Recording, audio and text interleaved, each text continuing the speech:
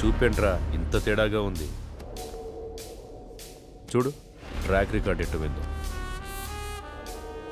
6 మర్డర్లు, 8 కిడ్నాపులు, 4 అటెంప్ట్ మర్డర్లు, గత 4 సంవత్సరాల నుంచి దాదాపుగా 20 సెటిల్మెంట్ కేసులు. ట్రాక్ రికార్డ్ బాగానే మెయింటైన్ చేస్తున్నావు. ఎన్ని కోట్లు సంపాదించావేంటి? బాగానే సంపాదించాడు. బయటికి వెళ్తే ఎవడు చంపుతాడోనని 24 గంటలు ఇంట్లోనే దాక్కునేంత భయాన్ని సంపాదించాడు. నాకు బతకడానికి గవర్నమెంట్ జీతం ఇస్తుంది, నీలాంటి వాడిని చంపడానికి గన్స్ ఇస్తుంది. నీకేది కావాలో నేనేది వాడాలో నువ్వే డిసైడ్ చేసుకో. అర్థమైందా? పో. చెప్పిది అర్థమైందిగా. లారా ఇంటర్ స్టేట్ సెకండ్. ఇప్పుడిప్పుడే సెటిల్మెంట్లకు అలవాటు పడుతున్నావు, అవునా? సెటిల్మెంట్ అంటే ఒకడిని సమస్య నుంచి బయటపడేసి బతుకుదారి చూపించడం. మరి నువ్వేంట్రా వాడెవడికో బతుకుదారి చూపిస్తూ నువ్వు చావుదారి వెతుకుంటున్నావు. మరి నీ సెటిల్మెంట్ ఎవడు చేస్తాడరా? సార్ రాజు సార్. ఎంపీ ఎవడరా? ఎంపీ ఎవడో? సార్ అది కాదు సార్. ఎంపీ గురించి అడిగితే ఎంపీ గురించి మాత్రమే చెప్పు. వీని లాస్ట్కి తీసుకురండి. సార్ పదా. ఇప్పుడు నీకు నేనేం చెప్పినా అర్థం కాదు. నీకు అర్థమయ్యే టైంకి నువ్వు ఏ పరిస్థితిలో ఉంటావో కూడా నాకు తెలుసు. పొరపాట్లు చేయడం తప్పు కాదు, దాన్ని అలవాటు చేసుకోవడమే నేరం. నీకు 4 నెలలు టైం ఇస్తున్నా. ఇదే రిపీట్ చేసావనుకో 4 నిమిషాలు కూడా టైం ఇవ్వను. అర్థమైందా? ఓ. ఎం లీలా ప్రసాద్ అలియాస్ ఎమ్మెల్పీ. సార్ ఏంటి ఎమ్మెల్పీ గారు మంచి జోరు మీద ఉన్నట్టున్నారు? పెళ్ళిళ్ళు చేస్తున్నారంట, ధర్నాలు చేస్తున్నారంట, సెటిల్మెంట్ చేస్తున్నారంట. ఎమ్మెల్యే అవుతాడేమో.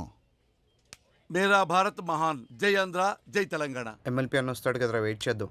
నాకు తెలిసి ఆయన కూడా గట్టి వార్నింగ్ ఇస్తున్నట్టున్నారు. 1, 2, 3 గట్టిగా. అన్నా మా ఎమ్మెల్పీ అని ఇంకా రావట్లేదేంటన్నా? అరే వస్తాడ్రా. 33, 34, 35, 36. వ్యాపిస్తావా? అవును sir, thank you sir. Okay. అన్నా మా అన్న ఇంకా రావట్లేదన్నా. అరే బాబు వస్తాడ్రా, లోపల ఏం కొట్టట్లేదు మీ సార్ని. స్టార్ట్. 1. ఒకటా? ఏమండి 37 కదా? మధ్యలో ఆపేస్తే మొదటి నుంచి లెక్కేస్తామని చెప్పామా? అయ్యా మీకు మీ తోలు పెట్టుకోదన్నవయ్యా. ఇక నుంచి మీరేం చెబితే చేస్తానయ్యా. చూడు, ఇక నుంచి మనం ఎప్పుడు కలిసినా ఇలాగే కలుస్తాం. డిసైడ్ చేసుకో. నువ్వు నన్ను కలవడమా, బయటికెళ్ళి లారాని కలవడమా, నువ్వే డిసైడ్ చేసుకో.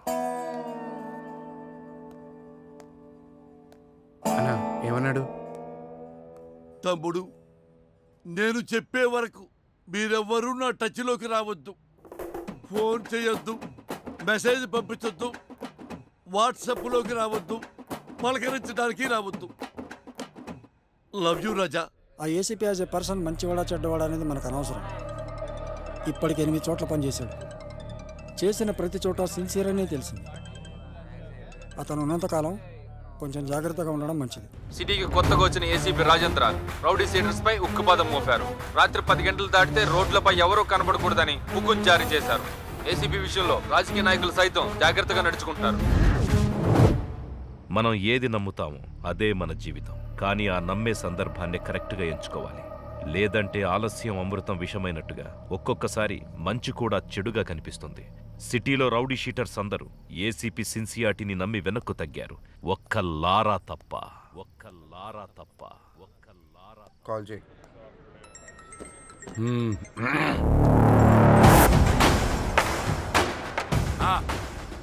నా డబ్బులు అన్నా. ఎంత చెప్పారు నీకు? పెడే ఫోన్. ఇవ్వనంటున్నాడు. మళ్ళీ చేయి. సరే. కట్ చేశాడు.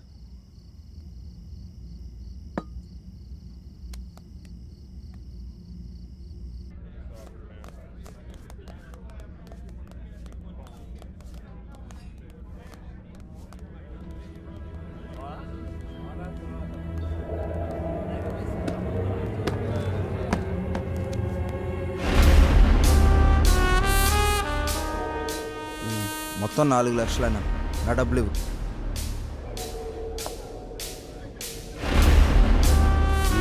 ఇందాక చెప్తున్నావు. అదే అన్న బాలి గురించి. అన్న అతని డబ్బులు అతనికి ఇచ్చేయి.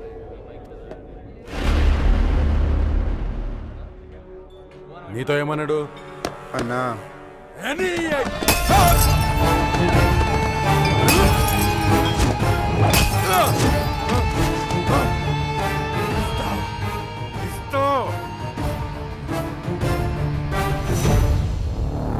మా నాన్న వదిలేండి సార్. తేడా వస్తే మీ నాన్నకి బదులు నేను వేస్తాం సెల్లు. హలో, గొడవనా? నీకు చెబితే అర్థం కావట్లేదా? ఆ సరే నన్ను ఎందుకు కొట్టావు?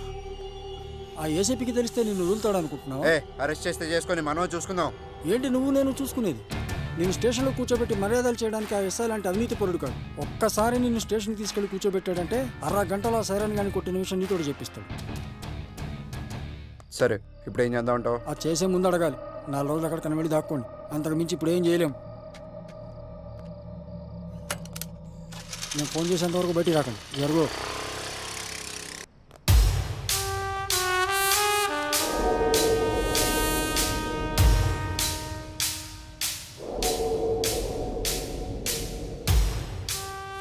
సార్, ఇతను ఎవరికో డబ్బులు ఇవ్వాల్సి ఉంటే అతను లారాని తీసుకుని వచ్చాడు. కొట్టిందెవరు? లారా. పట్టుకోండి.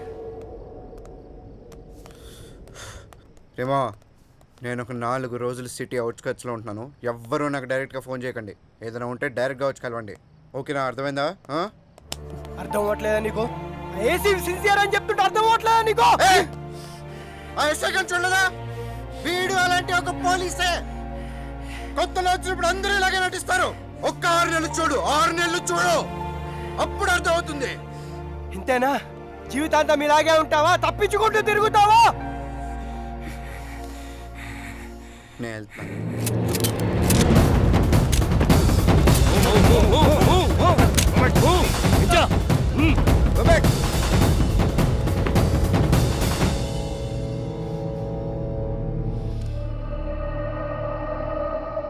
వాళ్ళని వదిలేయండి, నేను వస్తాను.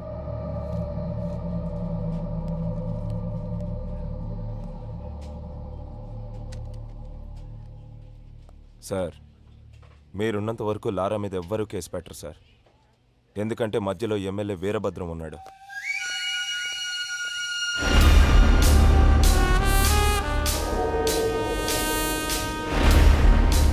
ఎలా ఉన్నావు? పోలీసులు ఉన్నప్పుడు రాకూడదు కదా, అందుకే కొంచెం లేట్ అయింది. ఎమ్మెల్యే సగం ఆస్తులు సైరన్ పేరు మీద ఉన్నాయి. సైరన్ ఆయనకు బినామీ సార్. ఇప్పుడు నీతో కేసు పెట్టిస్తే ఆ లారాగాడు నువ్వు డబ్బులు ఇవ్వాల్సిన చేత కేసు పెట్టిస్తాడు.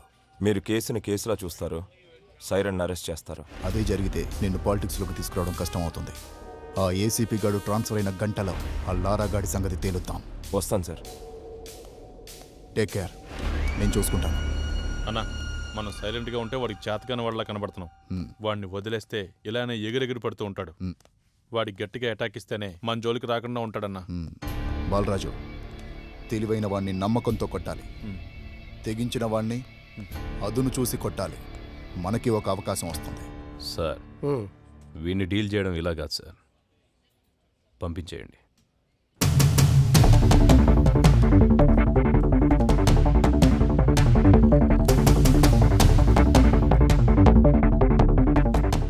సార్, అందరూ వచ్చేసారు సార్. రేయ్, మీ అందరినీ నేను ఇక్కడికి ఎందుకు పిలిపించాను ఈ పాటికే మీకు అర్థమై ఉంటుంది. అడవిలో ఉన్న జంతువు ఊరి మీద పడితే ఏం చేస్తారా? తీసుకెళ్లి బోన్లు పెడతాం సార్. మరి మీరంతా ఎందుకురా లారాతో తిరుగుతున్నారు? వాడు జంతువులా మారి జనాల్ని భయపెడుతుంటే వాడికి దూరంగా ఉండాల్సింది పోయి మీరు వాడితో ఫ్రెండ్షిప్ చేస్తున్నారా? కూర్చోబెట్టి బీర్లు దాపుతున్నారా బార్లో? మేము లారాతోనే ఉంటాం, లారా కోసం చస్తాం అని మీలో ఎవడైనా ఉంటే రండ్రా ముందుకి. ఇంకోసారి మీరు వాడితో తిరిగినట్టు కనిపించిన, మీరు వాడితో కనపడిన, ఆఖరికి వాడి ఫోన్ కాల్ రిసీవ్ చేసుకున్నా మీ అందరి మీద రౌడీ షీట్ ఓపెన్ అవుతుంది. వాడిని మళ్ళీ మీ బార్లో చూసినా, మీ బార్లో కూర్చోబెట్టినా మీ బార్ సీజ్ అయిపోతుంది. మీకు ఇదే లాస్ట్ వార్నింగ్.